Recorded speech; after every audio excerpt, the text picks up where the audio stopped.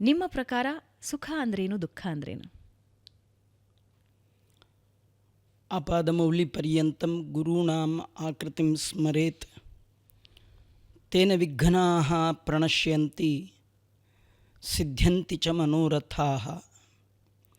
ಶ್ರೀ ಗುರುಭ್ಯೋ ನಮಃ. ಹರಿ ಓಂ.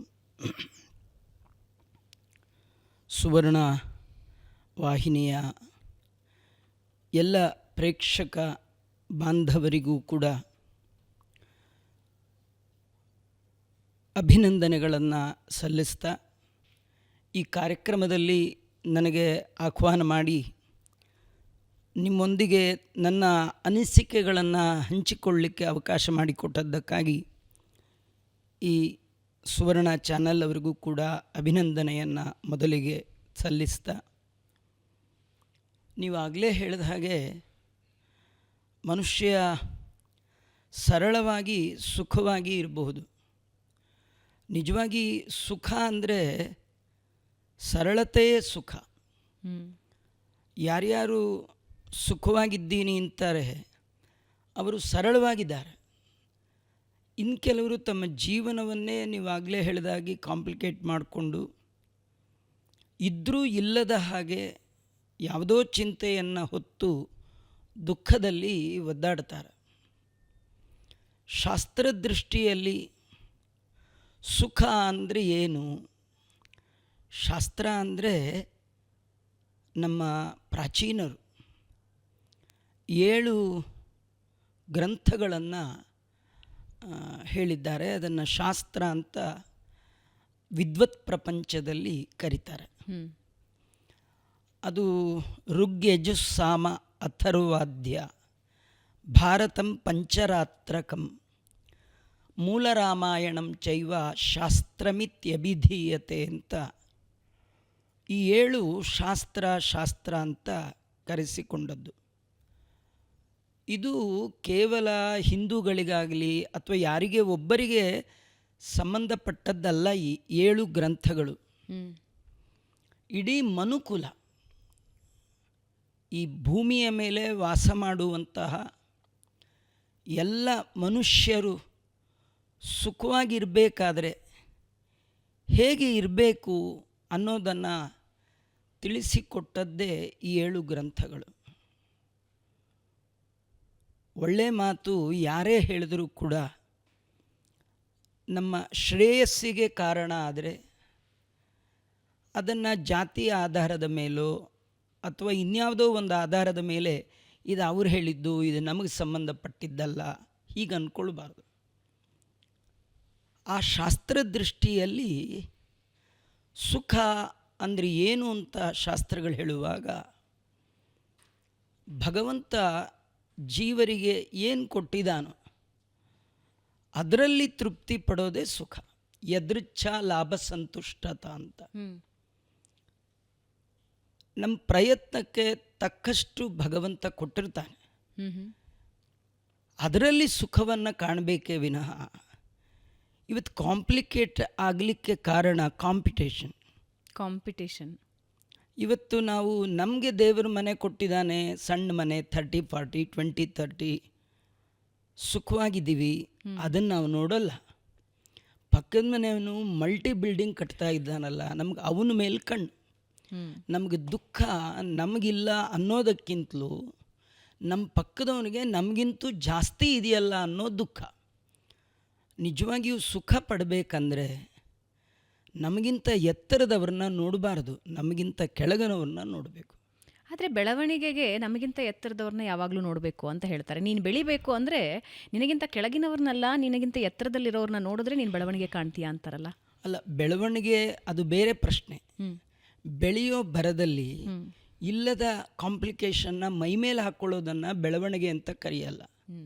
ಇದು ಬೌದ್ಧಿಕವಾಗಿ ಬೆಳವಣಿಗೆ ಆಗ್ಬೋದು, ಫೈನಾನ್ಷಿಯಲ್ ಆಗಿ ನೀವು ಬೆಳವಣಿಗೆ ಆಗ್ಬೋದು, ಕೋಟಿ ಕೋಟಿ ಸಂಪಾದನೆ ಮಾಡಿ ಊರವ್ರಿಗೆಲ್ಲ ದೊಡ್ಡವರಾಗ್ಬೋದು. ನೀವು ಸಂಪಾದನೆ ಮಾಡುವಾಗ ಅದರ ಒಟ್ಟೊಟ್ಟಿಗೆ ಬೇಡದ ಅನಿಸಿಕೆಗಳು, ಬೇಡದ ಭಾವಗಳು ನಿಮ್ಮ ಮನೇಲಿ ತುಂಬುತ್ತಲ್ಲ, ಅದು ಬಹಳ ಕಷ್ಟ. ಆ ಬೆಳವಣಿಗೆ ಇದನ್ನು ಗ್ರೋತ್ ಅನ್ನಲ್ಲ, ಎಕ್ಸ್ಟ್ರಾ ಗ್ರೋತ್ ಅಂತಾರೆ. ಗ್ರೋತ್ ಒಳ್ಳೆಯದು, ಎಕ್ಸ್ಟ್ರಾ ಗ್ರೋತ್ ಆಪ್ರೇಟ್ ಮಾಡಲಿಕ್ಕೆ ಯೋಗ್ಯವಾದ್ದು, ಎಕ್ಸ್ಟ್ರಾ ಗ್ರೋತ್ ಎಂದು ಒಳ್ಳೆಯದಲ್ಲ.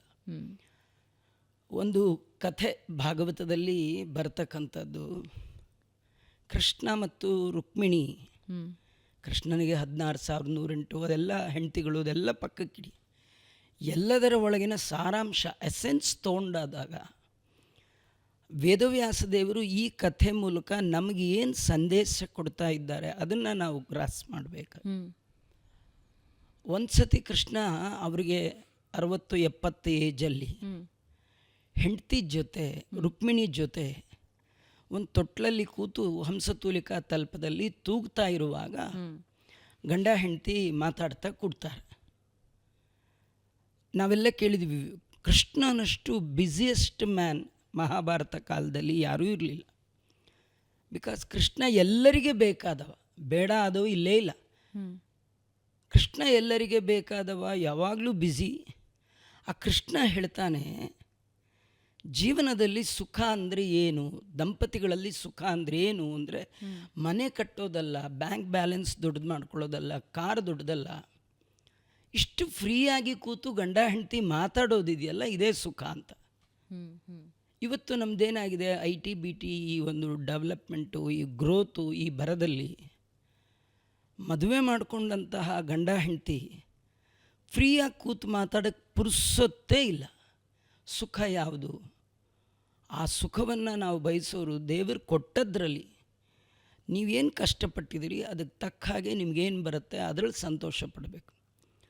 ಒಬ್ಬ ಗೆಸ್ಟೆಡ್ ಆಫೀಸರ್ಗೆ ಬರೋ ಸಂಬಳ ಫಸ್ಟ್ ಡಿವಿಷನ್ ಕ್ಲರ್ಕ್ ನೋಡಿ ನಂಗೆ ಬರಲ್ಲ ಅಂತ ದುಃಖಪಟ್ಟರೆ, ಅಥವಾ ಬರೀ ಅವನ್ನೇ ನೋಡ್ತಾ ಇದ್ದರೆ ನಾನು ಹಾಗಾಗಬೇಕು ಅಂತ ಈ ಬಂದಿದ್ದು ಊಟವೂ ಮಾಡದೆ ಕೂತ್ರೆ ಅವನಿಗೆ ಗ್ರೋತ್ ಅನ್ನಲ್ಲ.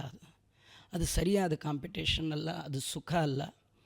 ಇದೆಲ್ಲ ಮಾತನ್ನು ದಾಸರಾಯರು ಒಂದು ಸಣ್ಣ ನುಡಿಯಲ್ಲಿ ಹೇಳ್ತಾ, ದೇವರು ನಮ್ಮ ಹಣೆ ಬರಕ್ಕೆ ತಕ್ಕಷ್ಟು ಅಷ್ಟು ದೊರಕಿದರೂ ಮತ್ತಷ್ಟರಾಸೆ, ಕಷ್ಟ ಬೇಡೆಂಬಾಸೆ, ಕಡು ಸುಖವ ಕಾಂಬಾಸೆ, ನಷ್ಟ ಜೀವನದಾಸೆ ಪುರಂದರ ವಿಠಲ ಅಂತ. ಇದು ಹೇಳಿದವರು ಪುರಂದರದಾಸರು. ಅವ್ರ ಕಾಲದಲ್ಲಿ 9 crores ಫಿಕ್ಸೆಡ್ ಇದ್ದವರು. ಎಲ್ಲವನ್ನೂ ಕೃಷ್ಣಾರ್ಪಣೆ ಮಾಡಿ ನಾನು ಈಗ ಚೆನ್ನಾಗಿದ್ದೀನಿ ಅಂತಾರವರು. ಅದರಿಂದ ನಿಮ್ಮ ಹೊರಗಿನಿಂದ ಸಂಪಾದನೆ ಮಾಡುವ ಮನೆ, ಬ್ಯಾಂಕ್ ಬ್ಯಾಲೆನ್ಸು, ವೆಹಿಕಲ್ಸ್ ಇದ್ಯಾವುದು ಸುಖಕ್ಕೆ ಕಾರಣ ಅಲ್ಲ.